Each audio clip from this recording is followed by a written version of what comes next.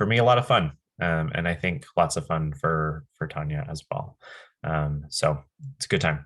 All right. So I see the recording has started up again, which is great. Can I just humor me and at least one person holler and let me know that somebody is here, since it is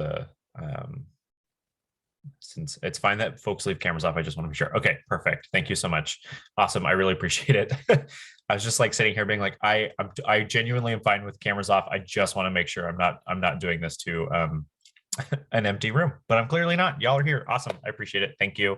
I didn't want to get started when there was no one here. That would be frankly kind of embarrassing for me. So I'm glad. Thank you all. I appreciate it. Okay, so with the second half of our time together today, again, it's not exactly half, but the second chunk of our time together today, we're going to talk a little bit about supporting people in a crisis. I might use someone experiencing sexual misconduct as a example several times throughout this, because that's kind of the lens that I view so much of my work through. But please understand, a lot of the tools we're going to talk about today are really about supporting anyone in any crisis they're experiencing. So this really is not an exclusive tool set. It's something you can use when people are dealing with loss in their life and might be grieving. It's an opportunity to support people that have experienced other forms of trauma.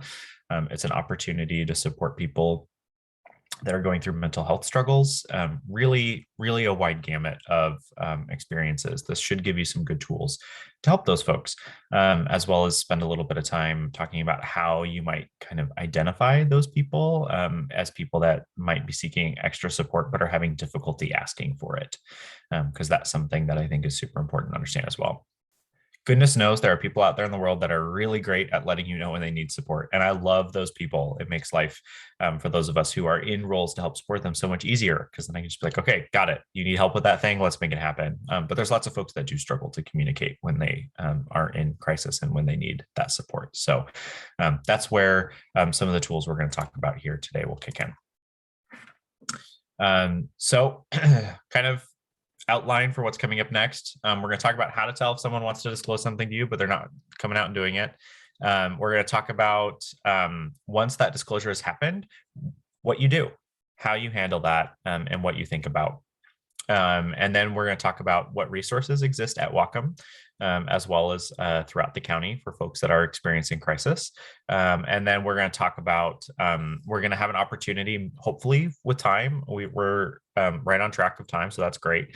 We'll have an opportunity to talk about and practice with a practice scenario to kind of give you all an opportunity to think about how you might handle a situation. So yeah, that's kind of what we're jumping into. Any questions or stray thoughts before we get going? Okay, great.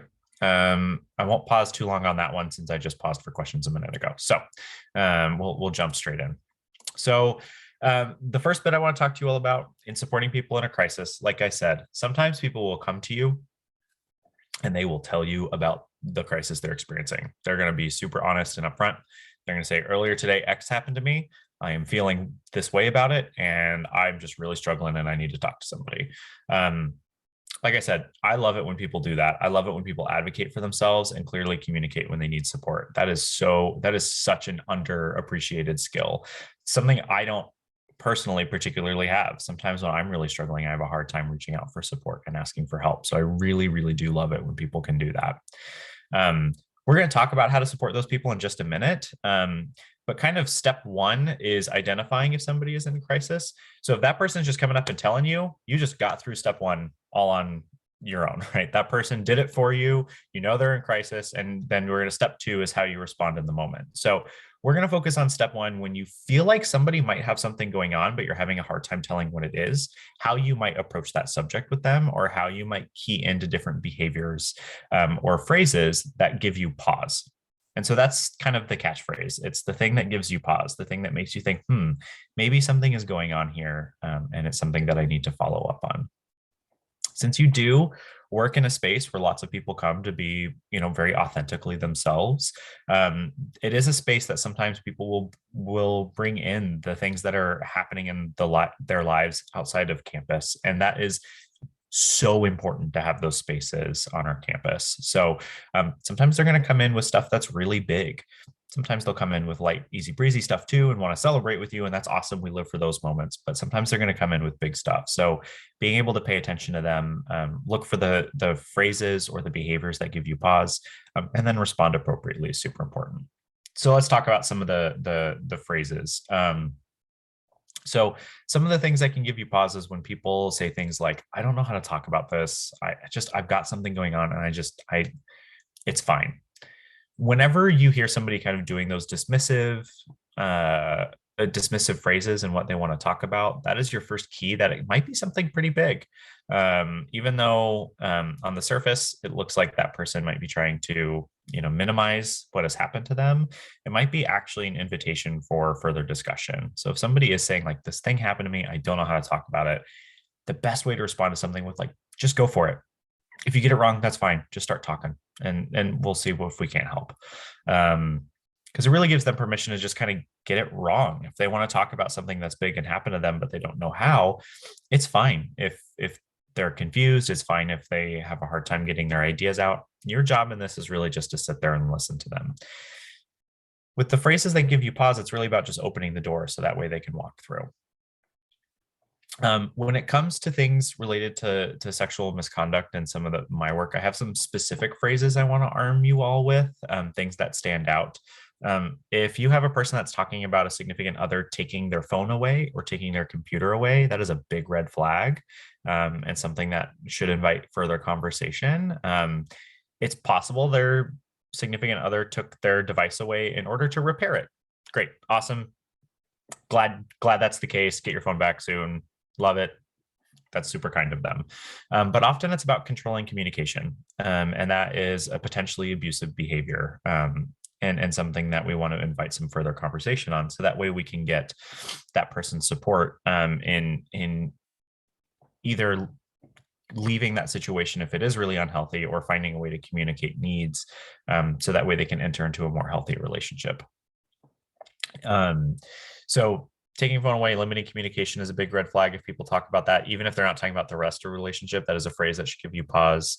If folks talk about people getting mad when they're talking with classmates, like I've got just my boyfriend, my partner, my parent, my whomever is gets really frustrated when I'm trying to do school projects and they're like always want to know who I'm talking to. That's another one that is a red flag. It should invite further conversations. Like, well, how do you feel about that when your partner does those things? Does that feel comfortable to you? Is that something that you like?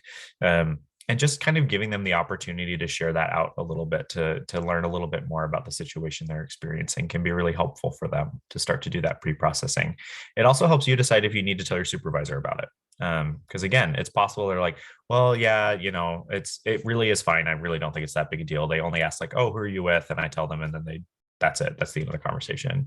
Well, that's probably okay. And not something that you need to tell your supervisor about, but it might be, again, something that just gives you pause and gives you an opportunity to ask further questions. I think the number one thing, regardless if it's like sexual misconduct or anything else, the biggest phrase ever that gives pause really is the I don't know how to talk about this. Because people will say that in those words when they've experienced something big. And sometimes it's okay if they don't want to talk about it, but making sure that you make the offer is one of the most powerful things you can do for somebody who is working on healing from trauma. Making the offer to hear their story, making the offer to just be present with them in that kind of tough space can be super healing in and of its own right. So that's really the phrase that I want you to key into and really listen for. And also trust your gut. No amount of training will ever beat human intuition. At the end of the day, if you are with a student and something about their behavior, something about the way that they're talking is making you think there's something going on here, reflect that back to them and say, hey, are you okay? Because, I got to be honest, some of the things you said, it seems like you're really struggling. And if they say, no, really, I'm fine, it's okay, then, drop it. You don't need to push it, but trust your gut, because really our ability to kind of sense those things as humans, and key into others' emotions. I could start talking about phrases people say for hours, and even still, I would not prepare you more adequately than your gut already has. So trust your instinct, more than anything else. But it's more than just about phrases that give us pause, right? There's also behaviors that give us pause when we see them in other people, that sort of invite further conversation if they're in crisis, and just hearing their stories. The number one, if you know no other behavior that can give you pause, then this is the one I want you to know. Anytime someone has an extreme shift in the way they behave, that is likely something that is huge going on in their lives that's causing that. So if they are normally super bubbly and outgoing, and they have swung really hard and now are not wanting to talk to people, not wanting to attend events, not wanting to, meet new people, that's something to key into. That is a huge behavioral shift, and something that is likely caused by something going on in their lives that we can help support them on. The flip side is, if normally they are like pretty introverted and not really interested in meeting new folks, and like they're very happy that way, and now they've suddenly swung the other direction and like are constantly wanting to meet new people and constantly wanting to like go out and do stuff, that is another red flag. I think as a society, we often kind of favor the extrovert and favor the narrative is like, oh, going out and meeting people is great, everybody loves that. There's lots of us who are introverted, who that is just incredibly stressful. So I do want to name that really, if it's a behavioral shift in either direction, that's something I want you to pay attention to. And that includes behavior around things like alcohol and other drugs. Even if it might be someone who normally like drinks pretty regularly that has suddenly stopped. You might feel really great about that change in their lives. You might not, but it is worth asking about, and just making sure that, it's like, hey, I've noticed you haven't had a drink in a while. Like, what's going on there? And just hearing their story, so that way you can be supportive of them, is super important. We'll talk about the supportive stuff in just a second, but just do key into those big behavioral shifts. The other thing I'll say, especially kind of operating in the type of center that you operate in, if folks are coming in regularly and crying, I know that seems like super like obvious, but do ask them how we can help. Don't let somebody cry in isolation. We can be here to help support folks. For a year at Wacom, I ran the pod leader program, and we had a space for students to come in, and we would have students come in like really regularly just to have a good cry. And they would tell me, Ben, I'm in here just to cry. That's what I'm going to do. So I need you to just stow the supportiveness, and I'm just going to have a good cry. And that's fine, because I knew that's what they were going to do, and they knew they could come to me when they needed to. But that first time, it's really important to let folks that you're working with know that you're there to support and connect them to resources if they want. The other thing that I will mention as a potential behavioral shift that is especially in personal lives, that can be a key to something going on, is big changes in social media use. And again, that's one that goes either direction. If someone is normally posting on Instagram super regularly and stops, or somebody who has historically not particularly used social media and suddenly it looks like they're trying to become an influencer because they're posting constantly. Either way, it's just something worth asking about. Anytime you see a big personality shift, those are the ones to kind of watch out for. Again, I'll just say, just as I did with what people say, with what people do, trust your gut. Anytime something feels off, just ask them about it. Most of the time, even if it's something like the social media shifts, if you've got somebody that didn't use social media and now they've started, and you ask like, hey, I noticed you're posting on Facebook a bunch and you didn't used to, like, is everything okay? They might say, everything's great. I'm just in a really great place and I want to share that. Awesome. I'm so happy for you. All that does is give you the opportunity to hear their story and hear if they need support. It's just a nice thing to ask people. You won't alienate people by doing that. All you're doing is asking them to share their story, which people are usually really down to do. So it is worth making that ask. Any questions about the pause, that first step, trying to figure out if somebody's in crisis in there? There isn't really like checkboxes I can give you as to whether or not somebody's in crisis. They'll tell you if something big is happening in their lives. They'll tell you. So, or they won't. But then you can't really support them if they're not willing to be supported. You can't support them. That's an important piece too. If you do have somebody crying and you ask, "Hey, is there something going on?" They're like, "I don't want to talk about it." And you're like, "Okay, but I'm here if you do want to talk." And then you let them have that good cry if that's what they need. That's perfect. Never hound somebody, like never really get after them, be like, "No, I need you to tell me what's going on. Like I have to know, I have to know, I have to know." Because that's just going to be also frustrating for them, and put them in a tough spot where they feel the need to share something they might not be ready to. And that's okay.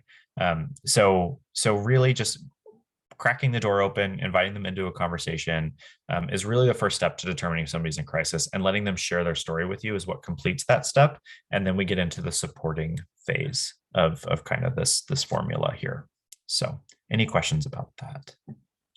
Take a sip of water real quick.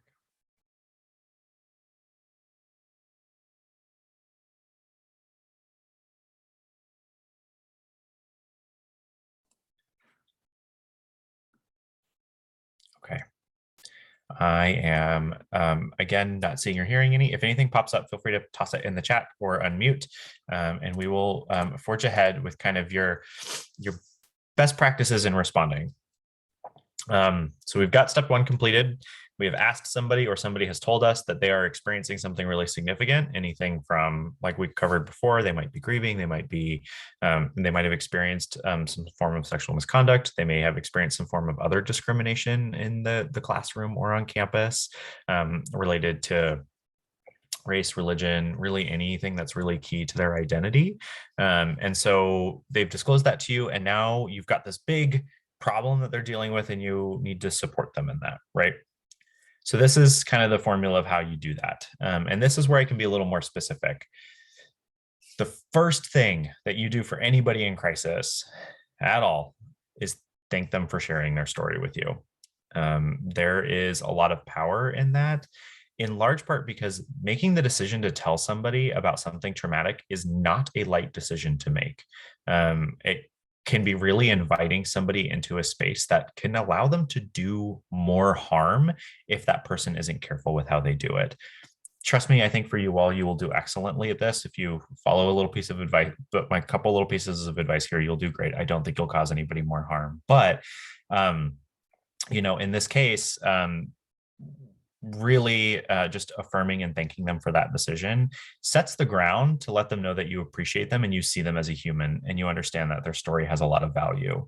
And that is just a deeply respectful thing to do whenever somebody shares a crisis with you. The next step in this, especially because of kind of your role on campus, don't ask too many questions, just kind of let them talk. And the reason I always suggest that is because kind of depending on the nature of the crisis, like we ask questions because we want to understand what the person's going through. We want to enter as sympathetic a place as possible with them, trying to tie it to events in our own lives, or just trying to come to a deeper understanding of their situation. But sometimes people don't even understand their own situation very well yet. They might be experiencing very raw emotions around their crisis, and just talking with you about whatever is surface level right now for them is what they need. And if you dig deeper with the questions, sometimes that can be really triggering for folks, and sometimes that can just further alienate them from you, which is never what we want, right? So it's just worth sitting there. If you want to ask the occasional prompting question, like, how are you feeling about that? Have you talked to anyone else? Like, those types of questions are fine as long as they stay surface level. But when you start asking about details of the story they're sharing, is often when people can get pretty uncomfortable pretty quickly. It's funny, I give my wife and I are very different people, and she really, like, the way that she supports is very much the I'm going to find a solution for you form of support. Like, you have told me about your problem and we are going to fix it. Like, that is how we are going to do this. That doesn't always help me, and I know that about her, and she knows that about me, and we've come to a place of mutual understanding there. But so in this, often the way that manifests for my wife is if I vent about, I had a rough day at work, here's what it was about. She's like, tell me more. Tell me about what this person did. How did you respond to that? What were you thinking in that moment when you responded that way? What do you think they were thinking? Those types of questions just can lead to someone feeling very overwhelmed. And I speak very much from experience here, where it's like, look, I'm just telling you it was a rough day. Just that can be enough for now. So don't ask a ton more questions than you need to. Let the person share what they want to share. The other thing I always advise is just avoid telling the person what to do. Ask them what they want to do. That's a great way, especially once you feel like they've kind of finished telling their story, is ask them, like, how can I support you? Like, what do you want to do next? They may have an answer, they may not. Both is totally acceptable. So if they say like, hey, I really don't know, but if I think of something, I'll tell you, then affirm that. Say, great, please do. Please tell me when you think of something. If they tell you, I don't, like, really any of their answers is fine there. Just help them and let them know what resources exist. And we'll get to those in just a second. But like offering to help them go to the counseling center, offering to, have them talk to your supervisor if that would be helpful, if it's school related, offering to, connect them with really any number of resources can be helpful as well. But again, it's an offer. Don't say you need to talk to Tanya or you need to talk to a counselor, because those things, it's really up to the person who's experiencing the crisis to decide what the best path forward is. Because especially in crises like sexual misconduct, which I'm going to get to some very specific sexual misconduct recommendations here in just a second, a big piece of the formula there is that power is removed from the survivor of that situation. It is something that was forced on them, that very seldomly did they have the decision to enter into that really traumatic moment. And so what we want to do for anyone in crisis, but especially a crisis caused by some other person, is to give the power back to the person that we're working with. So that way they can make the decision that feels best for them. Because having your autonomy removed is something that is in and of itself very traumatic and in and of itself very frustrating, and can have the potential to stick around for a long time, and to be internalized by the people surviving those situations. And so by giving power back, we are trying to counter that narrative. We're trying to tell them they have value and their autonomy is important. And that power is really in that moment of what they decide to do next, that their future, that they are in control of their future. And what we will do as a community, as a campus community, as an office community, is we will help them pursue what they want to do next. We will help them maintain that autonomy and help them pursue what they think is important. Okay. I'm going to shift very slightly to some very specific. I have one more general tip. Listen with empathy, kind of listen to their story. Try not to make it about you. It's okay to occasionally, it's a technique counselors call self-disclosure, where you say like, oh, I had something similar happen to me. Like, let's say someone got in a car accident. You're like, oh, I was in an nasty car accident a couple years ago. That can help people relate to you. But I really urge a lot of caution there, because I think the tendency can be, if somebody says, hey, I'm going through, like, maybe my parent recently received a diagnosis and I'm really struggling with what's next with their health. Just listen to them, even if it's a situation that you might be intimately familiar with. Sometimes sharing your own story can feel very overwhelming and feel like it's taking away from their decision to share, because it can center your story instead of theirs in the conversation, which is something we want to try to avoid when we can. Again, it's not to say that your story isn't important, but when you're in a moment where somebody is making a disclosure of a crisis, really we want to put the emphasis on them, so that way we can get them connected to the resource. I would do the same thing for you if you came to me and we're in a crisis. I would do my best to keep that moment about you, and that way you and I could decide what the next best step would be for you, and I would affirm you in that decision, and we do everything we can to make that happen. So really try to focus on them. Okay, a couple bits about specifically sexual misconduct, as well as sexual assault.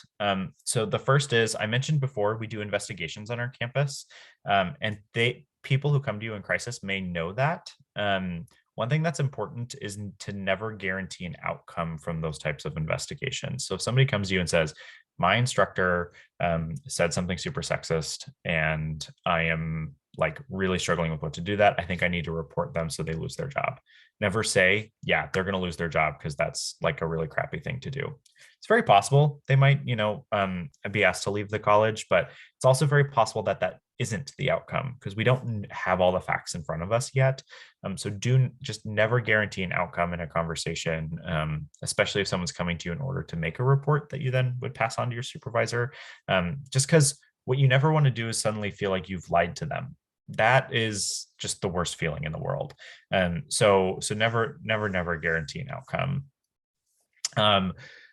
Always make sure these conversations are as private as possible. I know in a Zoom world, that is relatively easy. You can use breakout rooms, you can meet in separate Zoom rooms, but in person, sometimes that can be a little bit tougher. So I encourage you, if you are in SIRE and if the IC is open, to like think about using some of those classrooms that are down the hallway from you all as potential spaces to have private conversations, as well as, if it's not in use, the ASWCC boardroom, which is right next door, is another good opportunity potentially. So just some stuff to think about there. The last thing I'll mention, and this is very specifically about sexual assault, and this is something that I want you to know, so that way you know it exists and you know where to find it. I do not expect you ever to have to tell somebody this in the capacity of your job, and I'll talk about why in a moment. But we do rape kits in Whatcom County for those who are survivors of sexual assault. They are done at St. Joe's Peace Health. That's where the forensic nurse is based out of. If for at some point in your life, if someone comes to you and tells you that they have been assaulted and it is recent, as in within the last 72 hours, those rape kits can be done. If possible, collect the clothes the person was wearing that day and bring them with you without washing them.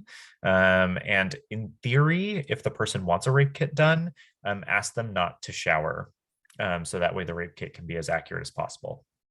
Okay, so I say those things because that is what the police really want to emphasize for rape kits. Here's the truth of the matter. Most people who experience sexual assault don't tell people right away, and have already taken steps to clean themselves and do what they need to do to feel well as possible after that assault.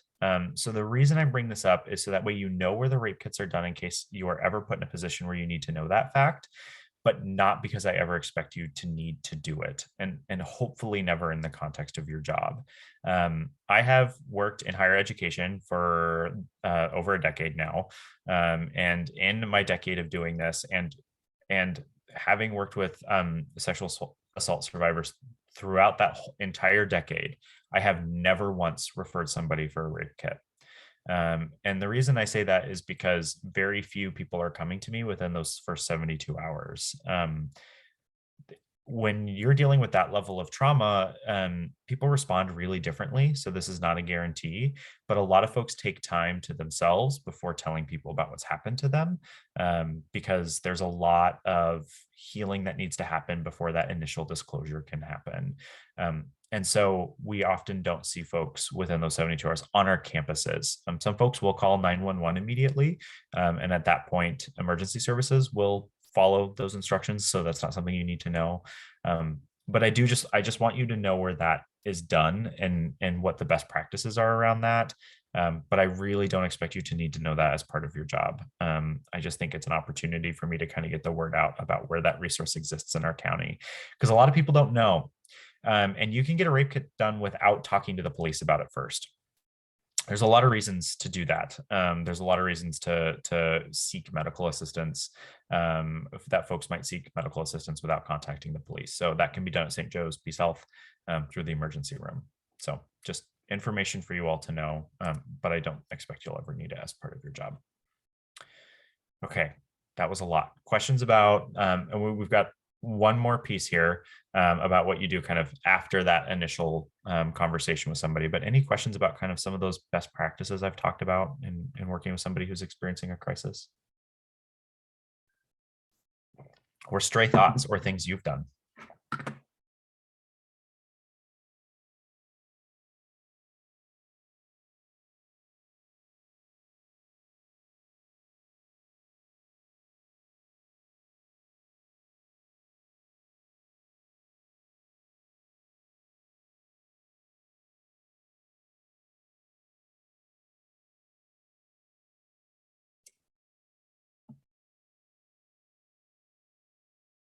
Okay.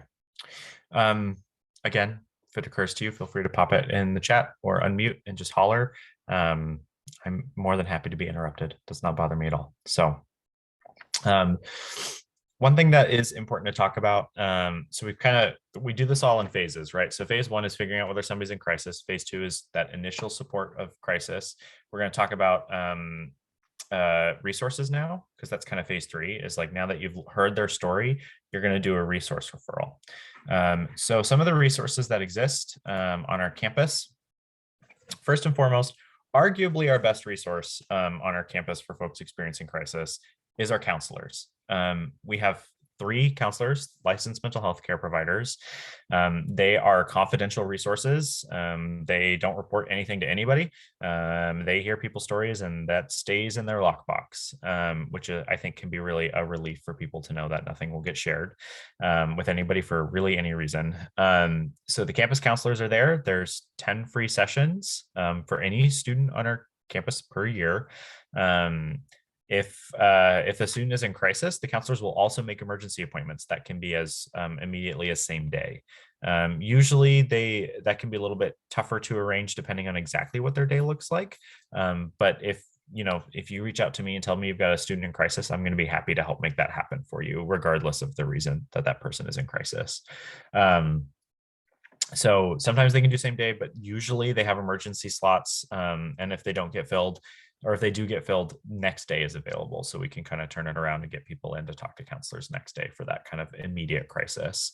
So the counselors are really astounding. I know on a campus the size of ours, sometimes it can feel like having three counselors doesn't seem like enough, but having worked at a lot of colleges, that's actually a fair number of counselors for our student body. It's not ideal. We'd love to have a full like counseling center with a bunch of folks, but it really is a good number. And they have been able to find a pretty good balance in supporting students. So they are our kind of like number one, like gold standard resource on our campus for folks experiencing crisis. If folks are experiencing crisis because of sexual harassment, I really, really, really do love to talk to them. I can connect them to resources. The other thing I can do is just listen to them and hear their story and offer support, similar in a way that a counselor might. I'm not a licensed mental health counselor, although I've taken lots of counseling classes as part of my master's. And this is something that I have received a ton of training in around providing trauma-informed support to survivors. So I'm another resource to talk to. If folks are experiencing crisis that isn't necessarily related to sexual misconduct, I'm also generally very happy to talk to them. But another person who works on our campus is Omar Harb Michel, who works in, he's our behavioral intervention team case manager. And so he's also happy to talk to folks if for any reason they don't want to talk to the counselors, but they still want to talk to a staff member. So those are a couple other resources on our campus that exist just for talking, which I think is super important. The other thing I'll mention here is, yes, I will absolutely put Omar's name in the chat. So the other thing I'll mention is we have a second person who helps me with Title IX reports. Her name is Becky Rawlings. She's the Executive Director of Human Resources. The reason I mention that is because I recognize that as a man, making sexual assault disclosures to me can be very uncomfortable for folks, depending on the nature of their situation and depending on their kind of lived experience. And so Becky, as a woman, has also been named as a deputy Title IX coordinator and is ready to receive those reports as well. And so if someone is more comfortable disclosing those things to a woman, that they're more than welcome to reach out to Becky to talk about their experience. We are the two people who are named as Title IX coordinators. So we're the folks that kind of are the ones expected to deal with that.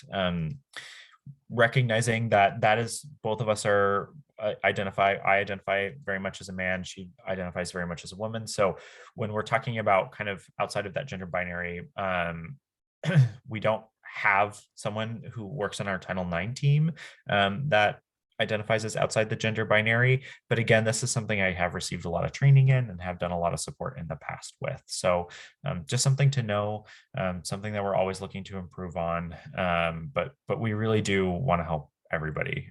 So kind of wherever folks feel most comfortable. One thing I want to also mention in terms of resources on the campus, for folks who are experiencing crisis, financial aid has emergency funding available. Crises that occur in people's lives often have a financial impact, even if the crisis isn't in and of itself financial, right? Even if it's not somebody like losing a job or anything like that, it can lead to people having financial strain. So this is where the financial aid office can be a huge help. They typically ask for a little bit of information around the crisis that the person is going through to kind of assess the amount of money that they can award for the emergency fund. But it is something that can be pretty easily accessed. It's one form to fill out, and you can just go to the financial aid office and ask for the emergency funding form, and they can fill it out with you right there. And the approval turnaround is pretty quick. For approval, they can usually do it if it's early in the week, by the end of the week, and then they can get funding after the approval, usually in the next couple of weeks. So that can really help people out, especially for short term. Like if somebody is experiencing a crisis and has had to cut hours at work, but needs to make rent, that is a great use of that emergency funding. So that's just something to know that exists. So those are some of the big resources on our campus that we use to support folks in crisis. There's also a lot of individual staff and faculty like Tanya who are amazing and are more than happy to talk with students and sit in tough spaces with them and hear their stories. But that's more than I like. There are more people on our campus than I can list that are willing to do that. So it's just worth noting that there are people who have kind of been named as those resources as well. So if you don't know the person you're talking to, if they don't know if they can talk to their instructors, if they don't feel like they don't know who to talk to, these are good people to at least start with and point them in the right direction. There are also some resources kind of in the broader Bellingham community. I already talked about DVSAS. So for folks experiencing domestic violence or sexual assault, DVSAS, so DVSAS stands for Domestic Violence and Sexual Assault Services. It's a bit of a mouthful, but they do a lot in our community. They are amazing. They provide counseling for folks that have experienced domestic violence or sexual assault. They provide legal aid to people, especially helping people get restraining orders and things like that, which is a surprisingly intimidating process. It's not, it can be done, and it can be done in a single day, but you have to go to the courthouse. It's a whole thing. So they're super helpful with that. They can also help support people with longer legal action if they need to, separation from spouses, things like that. And they also have emergency funds available for people as well that folks can apply for. So DVSAS really is amazing. Their office is located downtown. They're above the Black Drop's new location. And also their entrance is right next to that yarn shop where the logo on the window looks like an octopus. I'm hoping you all know where I'm talking about because I'm spacing on their address. That's okay. I will get it to you all. I'll send an email to Tanya after this with some more info to make sure that you all have that. But they're kind of the gold standard. Honestly, I've worked with them a lot. I really find them to be a really fabulous resource. The people who work there are really amazing. So I really, really do. I just really find them to be. We're really fortunate in a Bellingham's not a tiny town, but still in a community of our size, we're really fortunate to have a resource as kind of top tier as DVSAS, because that's not always the case.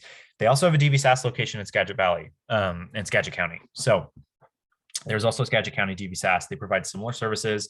I haven't worked as closely with them because most of our students live in Whatcom County. So I work with the Whatcom County location, but they are kind of part of the same parent organization. So just know that exists for folks in Skagit as well. One of the other great resources in our community for folks is CMAR. So for folks that are experiencing a health crisis or a mental health crisis, CMAR provides both mental health as well as health services on a sliding scale based on income. which can be super helpful for folks that either have no insurance or limited insurance. There's a CMAR location within walking distance of the campus. I know, I have walked it. It is a bit of a walk. So on a cold, rainy day, it may not be the most pleasant of walks, but it can be done. It's right up Cordata from campus. So that can be another great resource for folks that are experiencing crisis and just need that healthcare angle of support. And if they're saying, I don't know, I don't like, especially if maybe they're far away from home, they used to have a doctor and they don't like that doctor's not there anymore. They don't know how to access healthcare. CMAR is a great jumping off point for lots of folks. The other one I'll mention, because sometimes someone in crisis still needs legal support for one reason or another. Maybe they're a tenant and their landlord is trying to evict them or whatever the case may be. There is another low-cost legal aid that does they do domestic violence and sexual assault as well, but they also do everything else. And that is the Northwest Justice Project. NWJP for short. They really do provide low to no cost legal support. They also hire their lawyers to do that support. And the reason I mention that is because a lot of other community organizations, the lawyers who come in to do that support do it pro bono they're doing it on their volunteer time, which is required by all lawyers in the state, which means if someone goes in on a Tuesday and a Thursday, they might see different lawyers because that time is just on the lawyer's volunteer time. But at Northwest Justice Project, because they hire their lawyers, people stay with the same lawyer the entire time. And that I think is really important so people don't have to reshare their story and all of that. So those are just some kind of standout resources, both on our campus and in our community, that once you've heard somebody's story, you kind of know what's going on with them. Those are some good places to jump off in terms of referrals for them. There's also lots of others. Opportunity Council can help people who are struggling with housing and jobs. There's a couple others, but these are the ones that tend to be the most immediate support, and that they're very low hurdle, very low bar to accessing those supports. So they really are good places. Any thoughts, questions about resources? So we've identified there's a crisis, we've done the initial listening, we've provided a resource, there's one final step. But any questions about the resources before we get to that final step? Okay, final step is taking care of yourself. And this is the most important bit. I may have said that about other bits. There's lots of important, this whole thing, it's important. When we support people in crisis, it's a big deal. Here's the truth of the matter.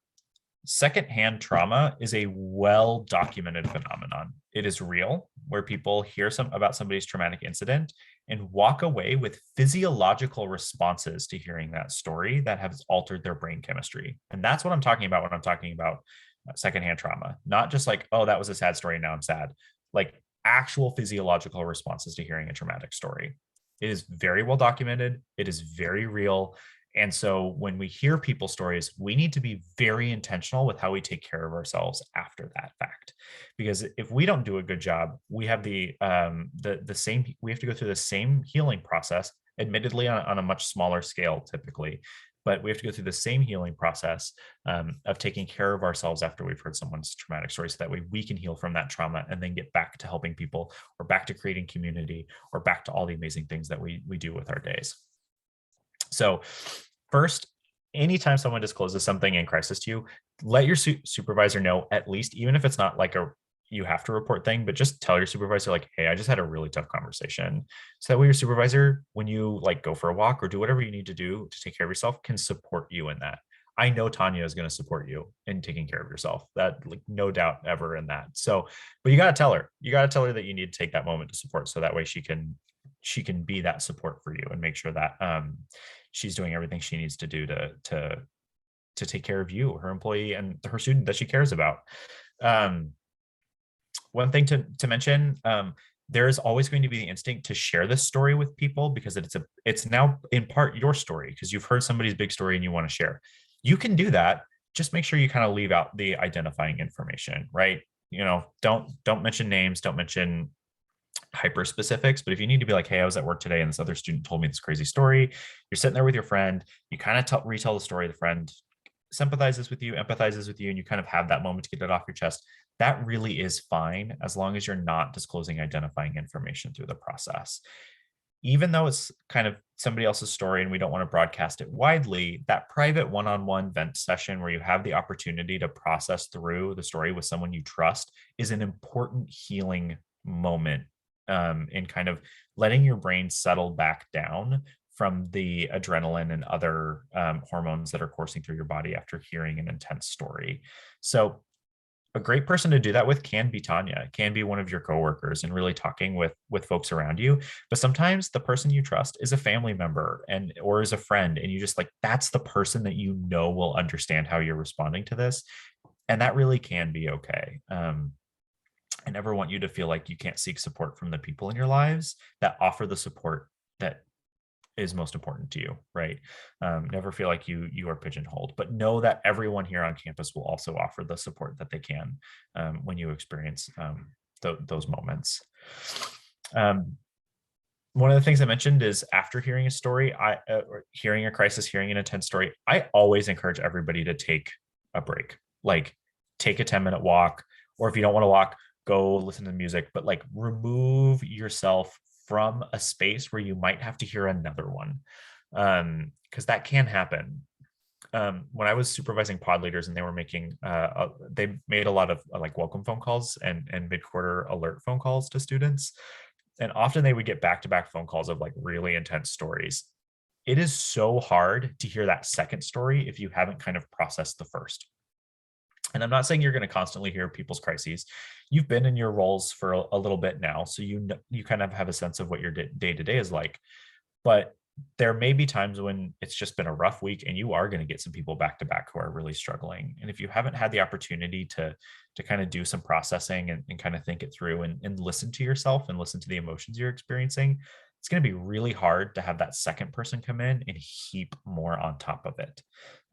So please do take time for yourself, whatever that looks like. Read a book, go for a walk, listen to music, listen to a podcast, whatever is going to kind of help you feel a little bit better coming back to coming back to work or whatever, then do it. Also, and I'm not going to, Tanya, if it's inappropriate for me to make this offer for you, interrupt.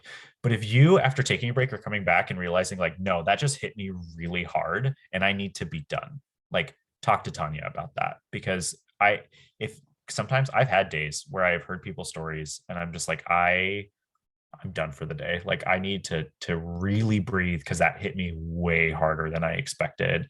And I really need space to do that. And I think Tanya will support you in that in any way that she can. Yeah, it's kind of like what Ben was saying. You have to make sure, if I don't know how to what's going on, I can't support you. I don't want to make assumptions, so it's better just to talk to me or Annette. Like if I'm not available, like, hey, this is what's going on. I just need the time. Of course, we're gonna support you because you come as a priority, your success, your well-being, So yeah. Okay. But you got to tell them what's going on. That's the key, right? If you don't tell Tanya and Annette what's happening, they can't support you. Because then it turns into, where are they? We don't know. Oh no, are you in crisis? And then they get kicked into the like it doesn't help anybody. So just make sure you're communicating that. All right. So that is a super duper important kind of piece. So it's 12:40. We've been at this for, again, another hour. I have a practice scenario if you all are interested. And what it is I'll just present some like rough ideas. And then I want you all to just like talk freely about how you might respond, what you might say, what questions you might ask, what information you wish you had, what resources you might refer somebody to. Just kind of talk through each phase, right? The what are the pauses, how you might respond in the moment, what resources you refer to, and how you take care of yourself. So we're going to kind of go through all those 4 together. Do folks want to break before we do that though? Like a quick 5 minutes, would that be helpful? I think we should give them a 5-minute break. Okay, I'm perfect. gonna pause the recording. Have to restart a new one. No? Maybe. Thoughts, comments, all that good stuff before we jump into the scenario.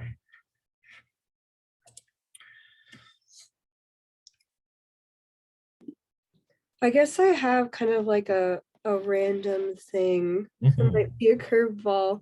That's great. I love it. I also work at the Writing Center, and we had a situation a couple of weeks ago where a non-student came in and was like extremely distressed and um, kind of just had like a meltdown, but was also talking about how they were had experienced like they're a person of color, and they were expressing like how, I don't know, it was just kind of like a breakdown that didn't have like much coherent in it, but you could tell the person wasn't distressed. If a person who's not a student is coming in, like, do they still have access to all the same resources that you described, or is it a little bit different? It is a little bit different. Things like our counselors, folks won't have access to, because your tuition money pays their salary, right? So, so that kind of puts us in a slightly different spot there. Most of the people on campus can still, I'm sure if you're in the writing center, Sherry, or somebody also help step in and talk to that person, at least I hope so.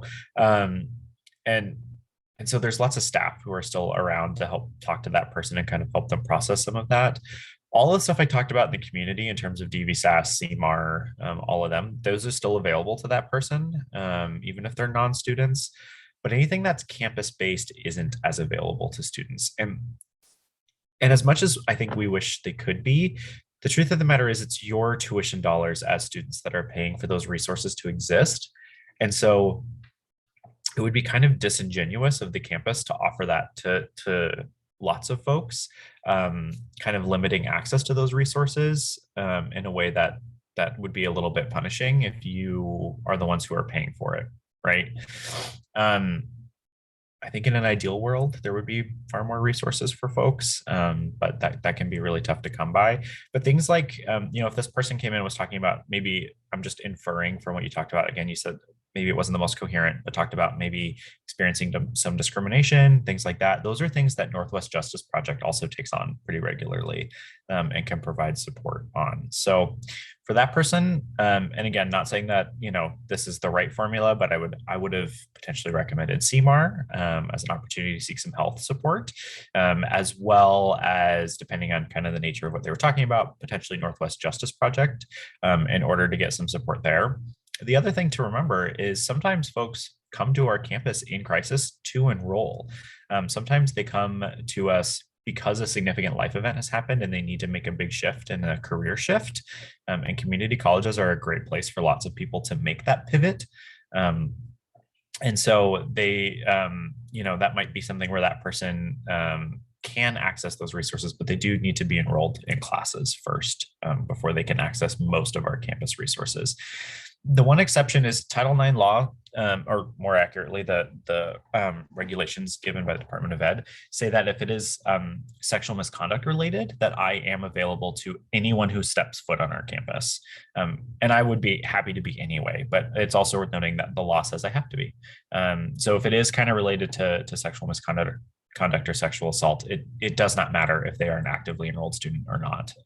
That they can come talk to me, and they can even start an investigation, even if they're not a student, if it's something that happened on our campus. So that is one resource that's available to everybody, no matter what.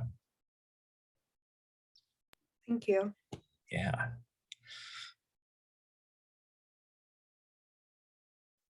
Yeah, we've had some visitors at the IC who are like past students, and they come in just like to say hi to people in there and for social interaction. So I was just wondering like how that situation would be different if they were, because they're not technically students, but you're still a responsible person. So is that the same situation if they're not like a enrolled student? So when it comes to kind of the responsible people policy in terms of you all needing to disclose that to your supervisor, I would encourage you to, even if they're not an actively enrolled student, in large part because, and I know people come back to our campus all the time. They have connections with people here. For lots of folks, it can be a very affirming place to be. And so coming back is a safe space for them. And we don't want to say no to that. But at the same time, if they are coming back and potentially disclosing things that are having an impact on people around them, those are situations that we want to also address with them, right? And do so not to say you can't come back and tell your story, but to say, hey, you know, if you're coming back to the IC to support, like see people and be in community, that is awesome. That's what we want. Like that is a good thing. But if you're coming back to you know, really vent a lot and share your story and like really kind of enter more of a almost like a support group space, that might be something that we want to address with them and make sure they're getting the supports they need outside of campus as well. Because having them come back to campus and kind of put that on our staff and our students can be a bit burdensome, not always. We never want to start with asking them to leave by any stretch of the imagination. The ideal is we never ever have to ask anyone to leave. But if it's a situation where they're coming back and sharing, you know, really troubling things pretty regularly, we want to get them connected with the people that can actually change that. Especially if they're not students anymore, they're likely things that are happening off our campus. So if they're struggling with roommates they live with, if they're struggling with people at work, things like that, the campus can't solve those problems for them. We can support them and hear their story, but we can't really do much to help address the core of those concerns. So I think we would want to step in and potentially have a chat with that person, not to tell them that they can't come back, but just to say, look, let's get you connected with the resources that you need to actually make a shift here, because it's a little outside of our control for some of those things. Okay, thank you. Yeah. And I think there's always a bit there's gonna be lots of times where there's gray area, and I would just always say, like, defer to your supervisor, right? If you don't know what to do, go snag a supervisor and ask for help. Okay, so quick scenario, and then we'll wrap up. Okay, so a fellow student comes to you, comes to the IC, we'll say it's in person, and they tell you that for the past few weeks, their instructor has been consistently misgendering them. And then today in class, during a discussion, calls them by their dead name. And they're really, like, really upset about it, as they thought it was not even on their school record, so they don't even know how the instructor found out what their dead name was. So I'm going to ask, kind of, you know, they're in crisis, so we can skip step one. So they're in crisis, we know that. Just had something like really impactful happen to them. So kind of step two, just a reminder, is kind of support, listen, all that good stuff. So kind of maybe tell me a little bit about what you might be listening for, what you might want to know during that step, resource referral, and then taking care of yourself. So let's start with step two, which is kind of the listening bit. What questions might you ask? What are your thoughts there?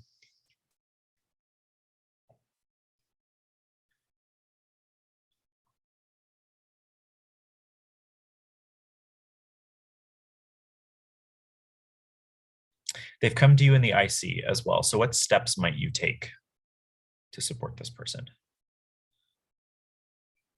I guess like invite them to talk about it somewhere privately that's like not in front of everyone else. Yeah, I think that's a great first step. And they might say, no, I want to talk about it here. Okay, if that's what you want, that's fine. But making sure they know private space is available, I think, is a good step. What other things might you do?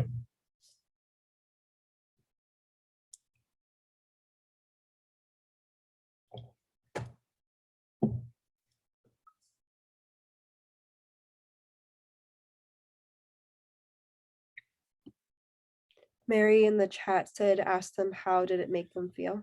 Yeah, thank you for pointing that out. I appreciate it. Yeah, that is, I think, a really great step, and gives them an opportunity to just continue to tell their story, right? And gives them the opportunity to get their emotions named and out there, which is a process that can be very difficult to name your emotions for some folks. And so asking that question gives them the chance to kind of figure that out in a conversational space. One thing I'll throw out, make sure to thank them for telling you. Super important. Oh my God, that sounds really terrible. I mean, thank you for telling me about that. Do you want to go to a private space and talk about it some more? So that way they know that you value the story they're telling you.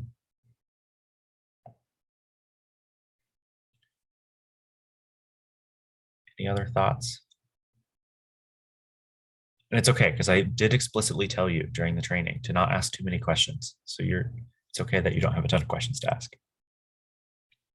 I guess I don't know if this would be an incorrect response, but I would be tempted to ask like what action had already been taken to like assess the situation, and if there was a conversation, or if there was no, like, I don't know if there's like some sort of reaction in the moment or conversation.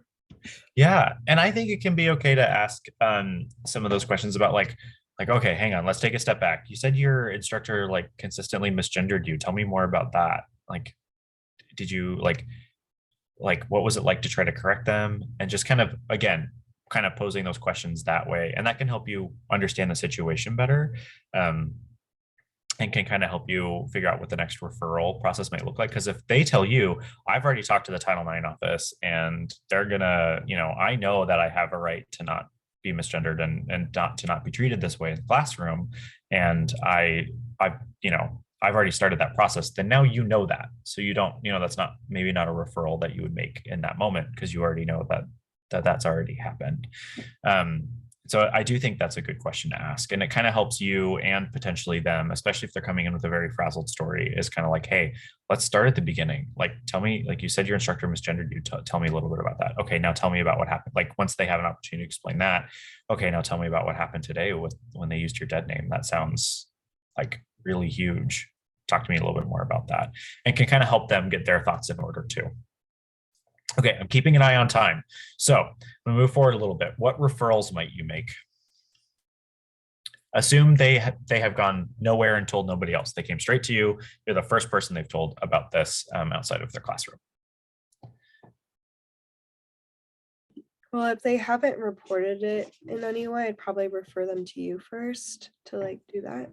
Yeah, I'm a great referral for something like this. Just, not to pat myself on the back too much, but my office, my explicit charge is to support folks who are experiencing sexual harassment, and that does include harassment due to their gender identity. And so in this case, that is a great referral, and I can get them support in figuring out what next steps feel appropriate to them. Again, I'm not going to guarantee outcomes until I've talked to that person and figured out what they want to see done, but I can help them a lot. Okay, so I'm a good one. What's one more referral you might make before we jump to the end? Counselors or CMAR, I think it was, like the mental health. So it's like, so they can talk maybe more deep into the situation. Totally.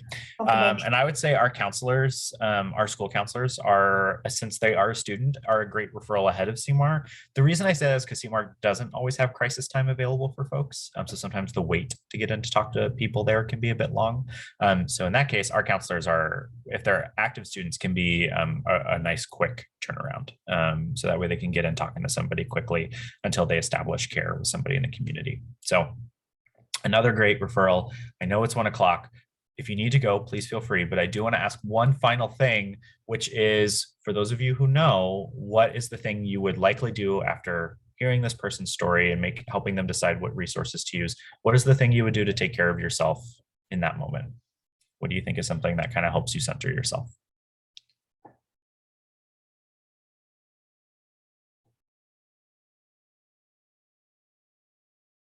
I will share one of mine. I am a voracious podcast listener. And so a nice stroll around campus with some headphones in for a nice 10, 15 minutes really does a lot to help me kind of clear my headspace and feel better coming back in. So that's something I do to take care of myself, right? Step 4. So what's your step 4? I would probably like listen to music or work on art, and then also like talk to my roommate either about the situation or about something completely different, just to like get a conversation going. Totally. I think all of that sounds great. I especially like the mention of art. I'm not much of an artist myself, but I think it's awesome. That's fabulous. I think it's a fabulous way to channel it. We've got guided meditation in the chat. Do some deep breathing and yoga. Those deep breaths, there's magic in that for me as well. So I think that's great. yeah, another couple really great jumping off points for taking care of yourself.